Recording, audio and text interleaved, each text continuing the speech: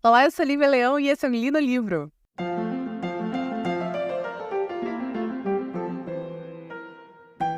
Muito bem-vindos ao Li no Livro especial de outubro. Nosso primeiro programa especial deste mês tão incrível, que é o mês do meu aniversário.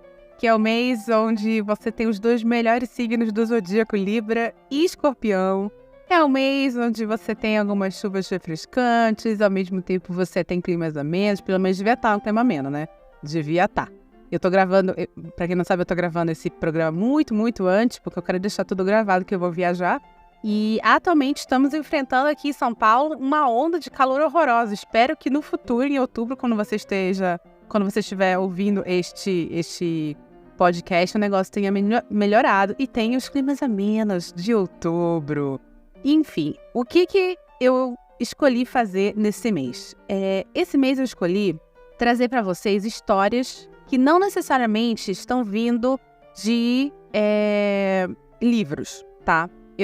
Por que eu quis fazer isso? Porque eu queria, primeiro, trazer narrativas novas que eu não estava encontrando nos livros que eu estava lendo. E, segundo, eu queria trazer também para vocês programas mais leves, ou seja, programas onde eu posso me concentrar muito mais na narrativa em si, na história que está sendo contada ali, sobre aqueles personagens, do que, por exemplo, se escreveu bem, se não escreveu bem, a estrutura do texto, como é que tá, que tipo de coisa, que tipo de artifício literário a pessoa tá usando. Não que eu não goste de fazer isso, tá? Mas eu me sinto quase obrigada a sempre trazer esse tipo de comentário quando eu leio um livro, porque eu acho que dá lastro, sabe? Eu acho que muitas vezes o gostar ou não gostar do livro, eu já falei isso várias vezes, é sobre a conexão que a pessoa tá fazendo com aquela história. E às vezes esse tipo de ferramenta literária, algumas ferramentas literárias, na verdade, usadas, elas vão auxiliar ou não. Então, por isso que eu trago quase análise literária vindo de uma menina que, mais uma vez, não é formada em literatura, não é formada em letras. É uma análise bem rasa, mas ainda assim tento trazer para vocês algumas particularidades daquela obra literária. Quando eu resolvi fazer esse programa, esse especial ao longo do mês, eu não queria fazer isso. Eu queria uma coisa mais leve, mais focada realmente na história. Aí estava eu no Facebook, um belo dia, quando topei com um vídeo de uma cena de uma peça de teatro do National Theatre, em Londres. Uma peça de teatro montada em 2014, chamada Medea, que é, na verdade, uma montagem de um texto muito clássico, tá? Que a gente vai conversar sobre isso. E a mulher, a diva, a rainha, a deusa que estava no palco fazendo Medea, me impactou num nível que eu falei assim, gente, eu preciso assistir isso agora. E aí eu fui buscar e encontrei, então, o streaming do National Theatre de Londres, que é um serviço onde eles estão mostrando todas as peças, tem um acervo maravilhoso de peças de teatro montadas lá no National Theatre. Esse streaming eu assinei faz 2 meses e, cara, é literalmente a melhor coisa que eu já assinei na minha vida. É um nível absurdo de conteúdo que é entregue por eles. Eu sei que, não sei no Brasil, mas eu sei que em países da Europa, algumas escolas possuem a assinatura desse serviço gratuita, como uma forma de levar as crianças a assistirem peças de teatro. Mas eu aqui no Brasil estou pagando por volta de 60, 65 reais, depende muito quanto está o dólar, porque é um serviço, infelizmente, que não é acessível para todo mundo, porque é um serviço de fora do Brasil, pago em dólar, e as peças não são legendadas em português. Tem legendas em inglês, então, sim, eu assisto com legenda em inglês por causa do sotaque. A maioria dos atores são atores do Reino Unido, então você vai ter sotaques britânicos, escoceses e até irlandeses muito fortes, então às vezes eu não consigo entender. Então eu assisto com legendas. Se você tem um cartão de crédito internacional e se você entende inglês, eu te recomendo muito assinar pelo menos por um mês esse serviço. Até porque você, como eu disse, vai ter contato com uma gama fabulosa de peças de teatro. Isso aqui não está sendo patrocinado, tá, gente? Estou falando muito sério porque realmente eu tô pagando isso. Eles nem sabem da minha existência. mas eu tô pagando e eu tô recomendando de verdade para vocês. A gama de projetos que você vai ter contato vai ser incrível e vai ser muito mais barato pagar R$60 a R$65 para ter todo esse acervo por um mês do que, sei lá, assistir alguns musicais aí que não são dos melhores e que a plateia, a pior lugar do teatro vai ser 90 a meia, tá? Então, assim, dando aqui uma dica real para vocês, tá? Durante esse mês, a gente vai fazer 2 especiais hoje, às segundas-feiras. Durante as segundas-feiras, até o final do mês, nós teremos 4 peças do National Theatre. Sexta-feira eu postei no meu Instagram quais são essas peças, tá? Então, fica de olho e aí você consegue ouvir todos os programas especiais. Mas vamos lá. Quem foi a pessoa que escreveu esta maravilha chamada Medeia? Medeia é uma peça do Eurípides, dramaturgo e poeta grego.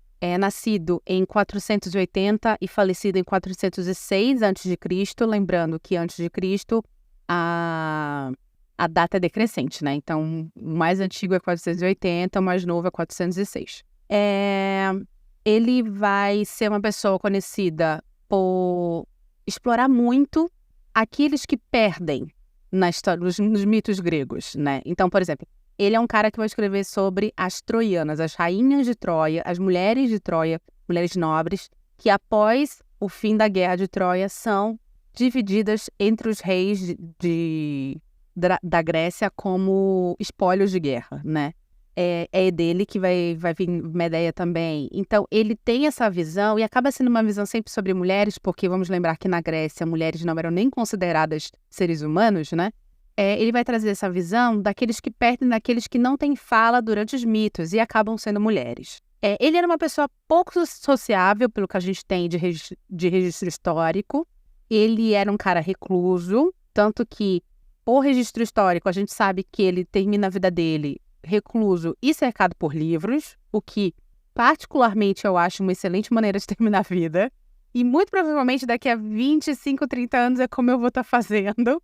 Tchau, São Paulo, interior, uma biblioteca gigante e nunca mais vão me ver. Se tudo der certo, os meus investimentos derem bom, é isso que vai acontecer daqui a uns 25, 30 anos. E ele traz para o mundo do teatro e para o mundo da narrativa em si, 2 coisas que são muito especiais. Primeiro, o prólogo da peça, que é quando você vai ter, na verdade, um texto situando a história para que essa sim comece. E ele vai ter uma coisa que os filmes da Marvel usam à torta direito, chamado Deus Ex Machina, que é aquela forma de contar a história em que algo acontece que é muito assim, nossa, foi sorte. Foi Deus que entrou ali e fez com que aquilo estivesse naquele local, porque só assim o mocinho ia ganhar. Exatamente, quem inventa é Eurípides. Eurípides vai, então, em 1431 a.C., escrever numa peça de teatro chamada Medeia. Medeia é uma mulher de uma série de mitos gregos, tá? Para vocês entenderem essa peça, eu vou precisar contar alguns desses mitos, porque essa peça vai começar ela, na verdade, pega meio que o meinho da vida da Medeia. Então, saibam que antes dessa peça, a Medeia tem história e depois dessa peça, a Medeia também tem história. Só que Eurípides escreveu esse recortezinho da vida dela, tá bom? Então, assim, quem é Medeia? Uma das mais incríveis figuras da mitologia grega, na minha opinião. E só que importa porque aqui é o livro. Ela é a princesa da Cólquida, né? Ela não é filha única do rei, mas ela precisa desse local, dessa região. E nessa região encontra-se um prêmio, um tesouro muito valioso chamado Velocino de Ouro, que é, na verdade, a carcaça, né, com pelos de uma ovelha, de um carneiro, na verdade. E é todo feito de ouro, né? Porque era um animal majestoso, feito de ouro, e aí, quando ele morreu, ficou, então, sua carcaça. E quem estava atrás disso, por um motivo que agora eu não vou lembrar, mas enfim, né? Não que homens gregos precisem de motivo para sair em quests. Era um cara chamado Jasão. E ele tinha um navio chamado Argo, e quem ficava naquele navio e trabalhava com o Jasão se chamava argonautas. Então, muito provavelmente, se você é uma criança da década de 90 e você assistir SBT, você viu um filme muito velho chamado Jazão e os Argonautas, ou Jazão e o Velo de Ouro, não sei, não vou lembrar agora o nome exatamente do filme, que era um filme antiguíssimo que passava no SBT. Antiguíssimo que eu falo, assim, 1963, tá? E passava no SBT, sessão da tarde e tal. Então, se você é uma criança que cresceu assistindo mais SBT na década de 90 do que a Globo, você provavelmente viu esse filme. E o que acontece? O Jazão, ele não vai conseguir pegar esse velocino de ouro facilmente. Não vai conseguir. O rei, que é o pai da Medeia, ele coloca várias e várias tarefas para o Jazão fazer que são impossíveis. E o próprio velocino de ouro, por si só, ele era guardado por um dragão gigantesco, uma coisa assim absurda. Enfim, não ia rolar, ele não ia conseguir fazer isso. A Hera a deusa, esposa de Zeus, era protetora de Jazão. Então, o que ela faz? Ela pede pra Afrodite pedir pro Eros, que era o filho da Afrodite, o Cupido, pra fazer a Medeia se apaixonar pelo Jazão. Porque o Jazão só ia conseguir pegar aquela caralha com a Medeia ajudando. Aqui, então, você sabe que a Medeia não é pouca coisa. Que Medeia, ela é extremamente poderosa. E ela é, sim, porque ela é, além de tudo, sobrinha de Circe, uma grande feiticeira, e descendente de Hécate, que era uma deusa das terras selvagens, ou seja, era uma deusa dos povos bárbaros, que também tinha poderes mágicos. Então, Medeia nasce também com poderes mágicos e nasce como uma grande feiticeira. Medeia ajuda o Jazão. Ajuda nada, né? Medeia pega o velocino de ouro pro Jazão, porque o Jazão não faz porra nenhuma, praticamente. E aí, ela tá apaixonadíssima por ele. Ele fala assim, já que você me ajudou, vamos casar, vamos ser felizes, tal, vamos pegar o velocino de ouro, entraram no Argos e seguiram vida. O pai da Medeia, que era o rei, ficou possesso da vida porque ele sabia que foi Medeia que ajudou, porque só Medeia conseguiria aquele negócio. Então, ele vai atrás dos dois. Medeia, ela não é burra, mas Medeia também é uma pessoa que está disposta a fazer tudo o que tiver que fazer para conseguir os seus objetivos. Ela sabendo que o pai ia descobrir que foi ela, e ela sabendo que ele ia atrás deles, ela leva consigo o irmão mais novo, que na verdade é o único filho homem do pai, né? Ela é a mais velha. E aí, ela faz o quê? Ela mata este menino, esquarteja. E muito louco isso, porque na minha cabeça, desde que eu me entendo por gente, desde que eu ouvi esse mito, essa criança tinha 11 anos de idade, mas sei lá de onde eu tirei que essa criança tinha 11 anos de idade. Mas enfim, ela mata o irmãozinho de 11 anos de idade dela, esquarteja ele e joga os pedaços dele ao mar, porque ela sabe que o pai tá vindo de navio atrás e vai ter que parar para catar os pedaços do filho. E é muito louco isso, porque quando ela faz isso, todo mundo que está na Argos, vamos lembrar, quem está na Argos são gregos. Medeia não é grega, ela é de uma terra selvagem, ela é considerada uma bárbara. Ela tem outros costumes, outros valores. A galera que está na Argos fica chocada. E aí, a Argos, o navio, a nau, fala... juro por Deus, começa a falar e diz assim, dá até pra gente continuar, mas eu vou ter que ser purificado, porque o que aconteceu aqui foi bem pesado. Ele não fala com essas palavras, tá, galera? Mas enfim, é como se fosse. Então eles resolvem procurar Circe, que é a tia da Medeia, e solicitar, então, uma purificação.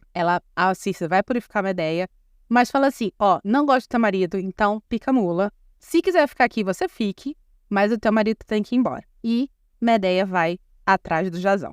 Eles vão viver várias aventuras. Uma delas, a Hera mesmo. Olha só o nível de Medeia. Hera vai pedir para que Jazão traga Medeia para um país chamado Tessália para matar um rei que tem lá, porque só Medeia vai conseguir fazer isso. Você vê o nível da mulher.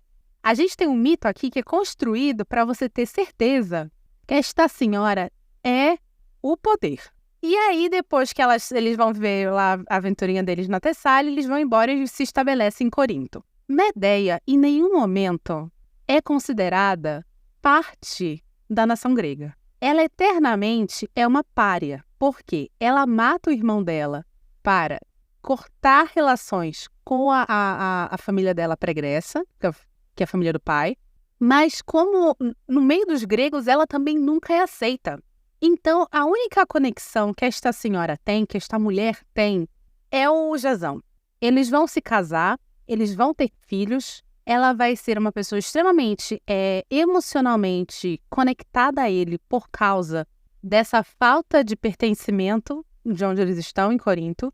E é aqui que começa a história de Eurípides, a peça que Eurípides escreveu.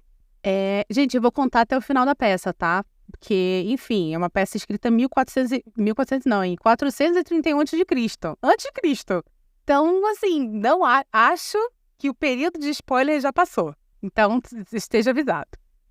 A peça começa com a Medeia, que no mito teve 14 filhos do Jasão, mas na peça tem só dois meninos, sabendo que Jasão abandonou ela para ficar com a filha do rei de Corinto, chamado Rei Creonte, e a menina se chama Glauce, que, por sinal, é uma mulher muito mais nova do que a Medeia. A Medeia já está mais velha aqui, com filho e tal, embora os meninos sejam crianças ainda. Ela tá arrasada, tá entregue assim à depressão, deitada na cama, não sai de nada, e aí quem tá cuidando das crianças é uma babá, que ela tem uma serva que ela tem ali, e tá cuidando delas. E ao redor, você também tem uma coisa muito clássica de peças gregas, que são o coro das mulheres de Corinto falando que Medeia precisa, sim, se vingar de Jasão, porque Jasão é um escroto, e a gente sabe que Jasão é um escroto inútil, e as coisas não podem ficar assim. Enfim, Creonte está querendo expulsar Medeia de Corinto assim que o Jasão se casar com a Glauce, que é a princesa, porque, mais uma vez, Medeia é muito poderosa. E todos ao redor dela têm medo da ira dela. Tem pavor do que ela pode ser capaz de fazer. Então, como eles são homens e eles não são criaturas que não têm o poderio dela, eles não podem bater de frente com ela, o que eles querem fazer? Eles querem expulsá-la da cidade. A princípio, eles querem expulsar os filhos também. Depois, o Jasão consegue ir lá falar com o rei e piora a situação falando assim, não, vamos fazer o seguinte, as crianças ficam. E a Medeia falou, o quê? Você tá louco? Além de me expulsar, você quer ficar com os meus filhos? Você é muito maluco, cara. Você é muito doido.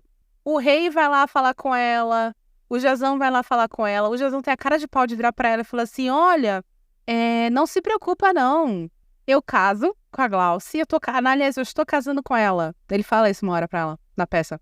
Eu tô casando com ela, na verdade, porque nós somos super mal vistos por aqui, meio que jogando a culpa na Medeia, por eles serem mal vistos, assim, sabe? A gente é super mal visto por aqui, você sabe como é, as pessoas não gostam muito de estrangeiros, tal. Então eu tô casando com a Glauce mais pra aplacar isso, mas não se preocupa que eu vou te manter assim que eu casar com ela. Como se, assim, além de tudo, além de rebaixada ao nível de amante, ela tivesse que viver das sobras, das migalhas que Jasão ia querer dar pra ela. A mulher era princesa, antes de conhecer esse traste, entendeu? Então ela fica pé da vida e ela fala assim, tá bom, Jasão, claro, meu bem, vamos lá, vamos fazer isso. Vai pra tua cerimônia de casamento, vai dar tudo certo. Te desejo o melhor. E aí ela, então, resolve montar seu grande plano de vingança. O plano de vingança consiste em, obviamente, matar a Glauce e, em seguida, matar os filhos. Existe toda uma conversa sobre por que, do ponto de vista feminista, tá?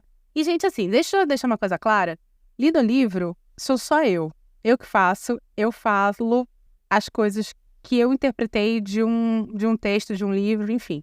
E saibam que eu sou uma mulher feminista, tá? Então, é isso. Toda a minha ótica aqui vai ser desse ponto de vista. Existe uma grande discussão nessa peça sobre o motivo pelo qual ela decide matar Glauce e matar os filhos e não matar Jasão. Na peça, ela explica, isso assim, de uma maneira belíssima. Depois a gente vai conversar especificamente sobre a peça, sobre a montagem que eu vi, mas ela explica muito bem lá que a intenção dela é, na verdade, destruir qualquer possibilidade de futuro do Jasão.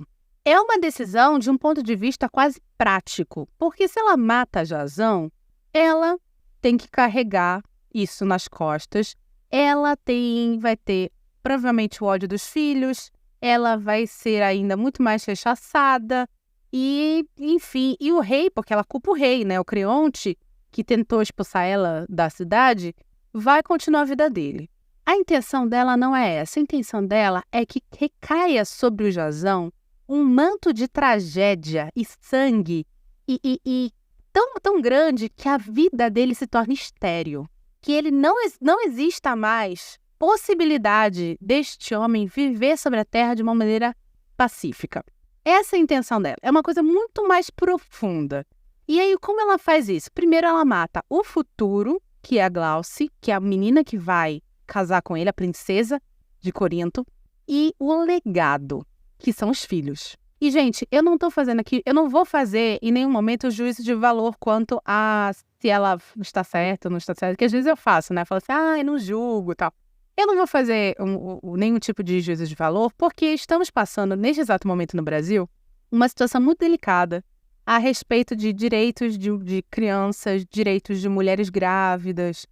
Então, eu não vou fazer juízo de valor, até porque, mais uma vez, isto aqui é um mito de 431 a.C., em uma outra sociedade, em uma outra cultura. É impossível eu, como uma mulher moderna, fazer qualquer tipo de juízo de valor desta personagem sem acabar fazendo, enfim, me embananando devido à quantidade de situações sociais voltadas a isso que estamos vivendo, voltadas a crianças e mulheres grávidas que estamos vivendo atualmente. Então, assim, não estou fazendo juízo de valor, tá bom? Só quero deixar isso muito claro para todos. Estou contando uma história e vou trazer aqui para vocês interpretações, não só minhas, como de outras pessoas que eu fui catar pela internet, tá? Enfim. Pois bem, como é que ela mata a Glauce? Ela diz que aceita ser expulsa e que desde que os filhos fiquem, o Jazão fala assim, tudo bem, Glauce vai adorar ser madrasta dos meus filhos, tal. Nossa, eu imagino o sangue de Medeia ferver nessa hora. E aí ela fala assim para as crianças, vocês vão levar para a festa do casamento este vestido, essa não é um vestido, é uma capa, essa capa, e esta coroa de presente para a madrasta de vocês. Só que o que as crianças não sabem, e ela ainda fala assim, e assim que vocês entregarem, voltem para casa. E ela até manda a babá junto para a babá garantir que essas crianças vão voltar. E ela fala assim, enfim, o que as crianças não sabem é que ela envenenou a capa e ela envenenou a coroa. Então, no momento que a Glauce, que é uma menina, né, uma adolescente quase, veste a capa e coloca a coroa, o veneno que está no tecido, que está na coroa, corrói ela e mata na hora.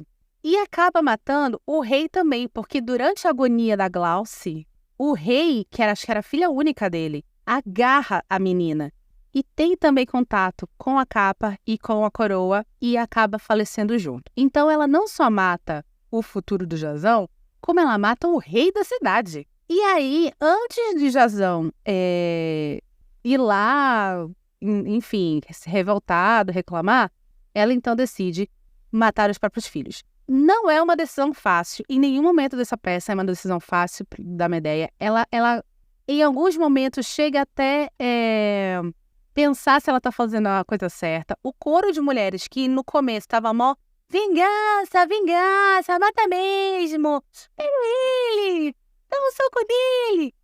Nesse momento está sendo tipo, opa, Medeia, eu acho que você está passando os limites, tá? Que já está com outra atitude esse coro aqui. Mas ela decide ir até o final com a decisão dela. E ela mata as crianças. E ela mata as crianças... Ela fala muita coisa. É um solilóquio lindo que ela faz, na minha opinião. Lindo no sentido dramaturgicamente, tá, gente? Solilóquio lindo, onde ela fala umas coisas assim, do tipo assim, ela ama os filhos, mas ao mesmo tempo, ela sabe que ela vai ter que seguir a vida dela e ela não tem como seguir com essas crianças, porque, mais uma vez, o Jazão, essas crianças significam o legado do Jazão, ele vai atrás, vai ter vingança, então é um jeito, matar as crianças não é só machucar o Jazão. É também, assim como ela fez com o filho dela, o filho dela não, o irmão dela, lá no começo do mito, que ela mata o irmão para atrasar o pai e dessa forma ela também corta qualquer tipo de laço afetivo e cultural que ela tem com a família dela antiga, ela faz isso para cortar também qualquer laço afetivo e cultural que ela tinha com o Jazão, ou com Corinto, ou com a vida que ela teve no momento em que ela entrou na Argos e zarpou com ele.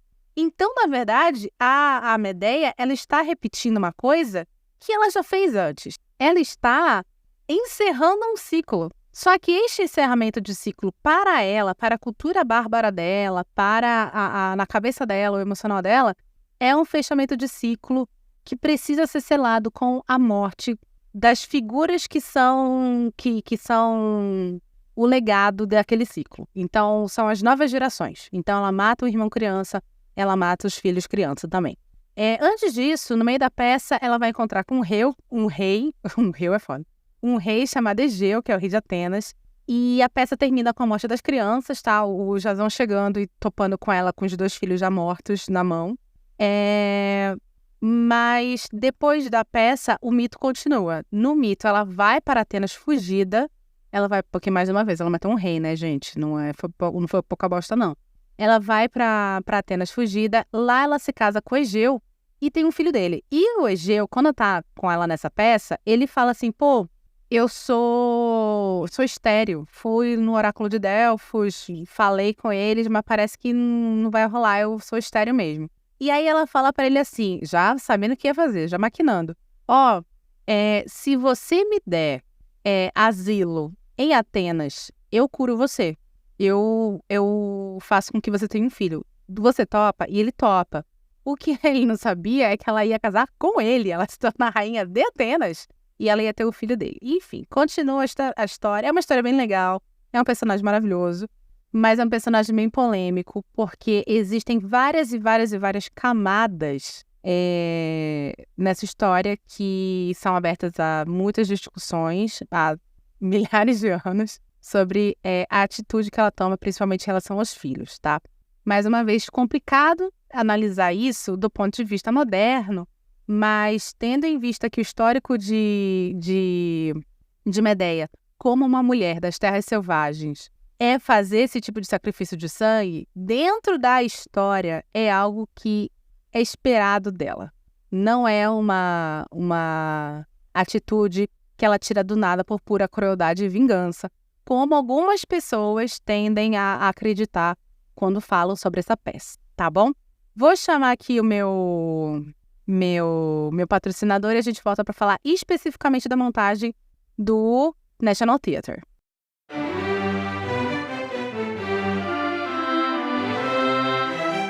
Oi, já o episódio continua.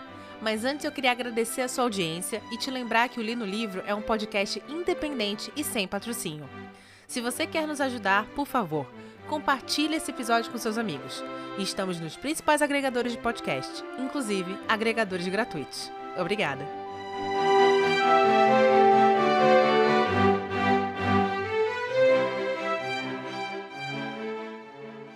Pois muito que bem! Como foi esta montagem maravilhosa?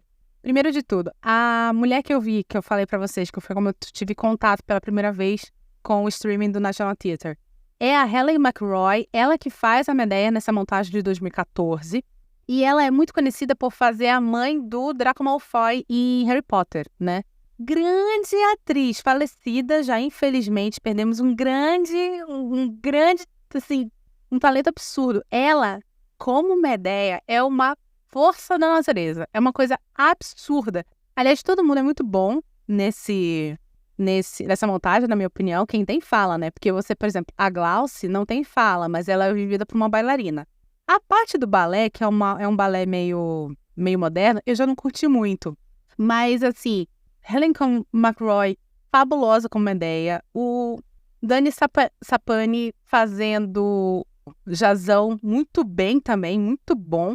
Aliás, ele fez Penny Dreadful. Se vocês não conhecem esse seriado, eu sugiro vocês conhecerem. É um seriado que é um seriado meio que de horror, que fala sobre os mitos de horror da Inglaterra vitoriana, né? Então você tem Jekyll and Hyde, você tem Frankenstein, você tem esses mitos de horror, essas figuras do horror. E Penny Dreadful era como era chamado os jornaizinhos, o meio sanguinolentos da Inglaterra vitoriana.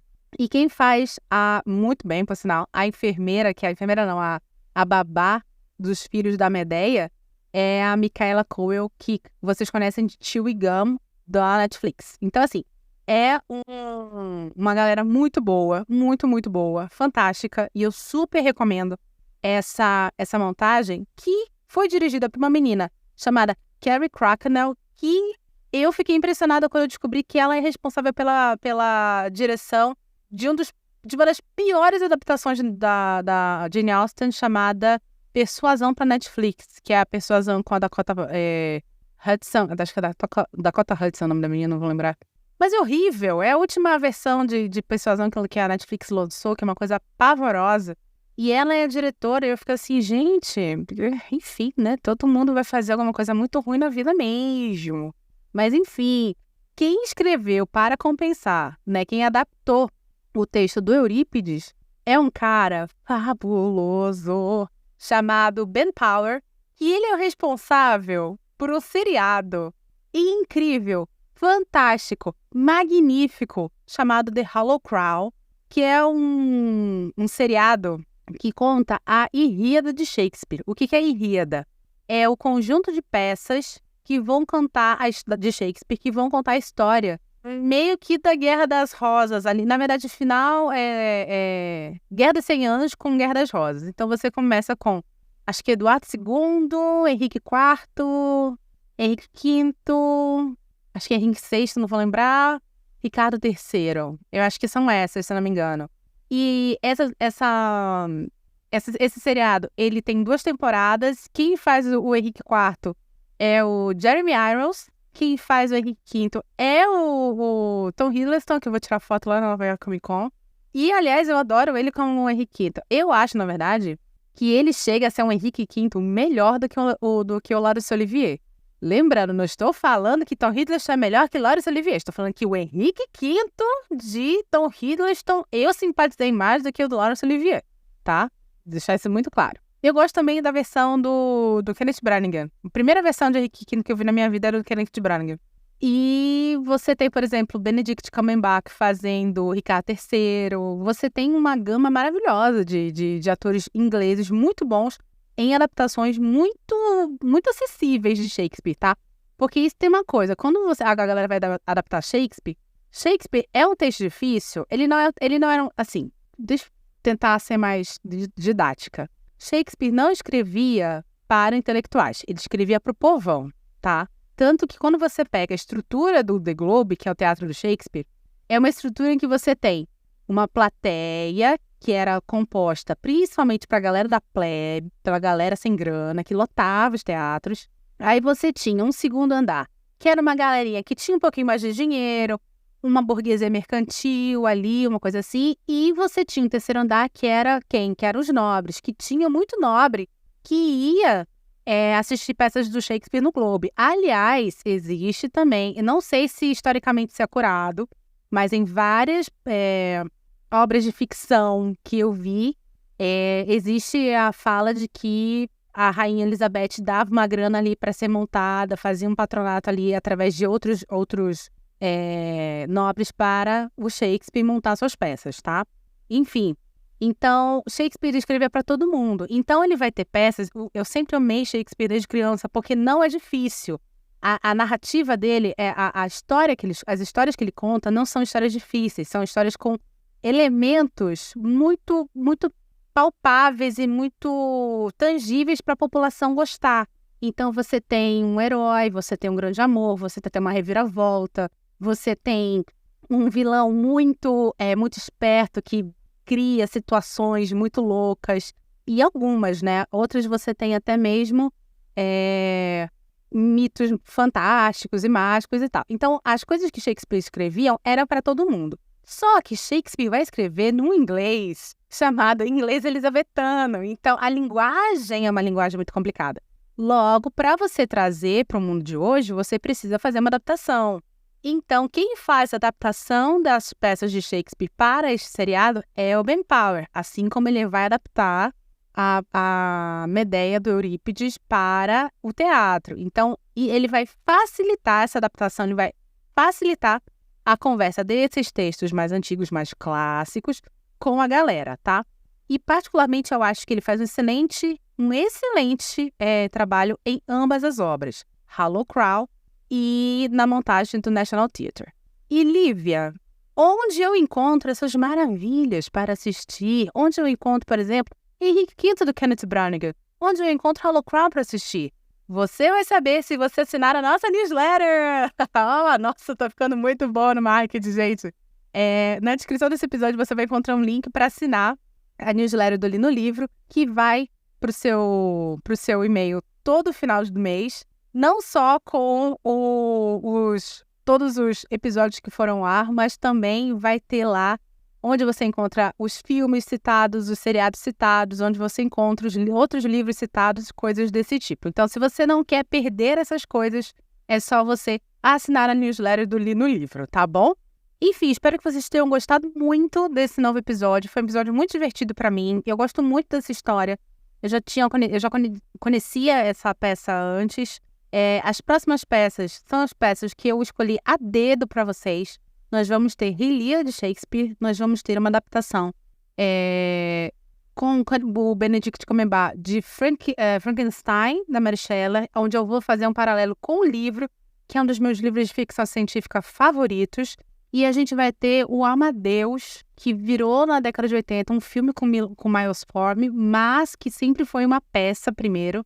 E, para quem não sabe, Amadeus é a história do Amadeus Mozart, no Mozart, e, na verdade, sua grande rixa com um grande compositor chamado Antonio Salieri. São peças que eu amo de paixão, que, assim, tá sendo muito prazeroso assistir todas elas. Aliás, mais uma vez, esse stream tá... Nossa, gente, o melhor stream que eu tenho na minha coleção é esse. É fabuloso. E se você tiver a oportunidade, assine, pelo menos por um mês, para ter esse contato também. Mas as surpresas não param por aí. Nós teremos também um especial de Halloween, às quintas-feiras, 5 da tarde, onde nós vamos falar sobre 4 contos do Stephen King, ele, como sempre. Aliás, assim, aproveita, porque depois desses contos do Stephen King, tem mais um livro dele que eu tô ouvindo de audiobook, que é o Holly. E aí eu vou ficar uns 2 anos sem fazer nada de Stephen King nesse podcast, tá? Porque, pelo amor de Deus, tá difícil, é só Stephen King nesse lugar.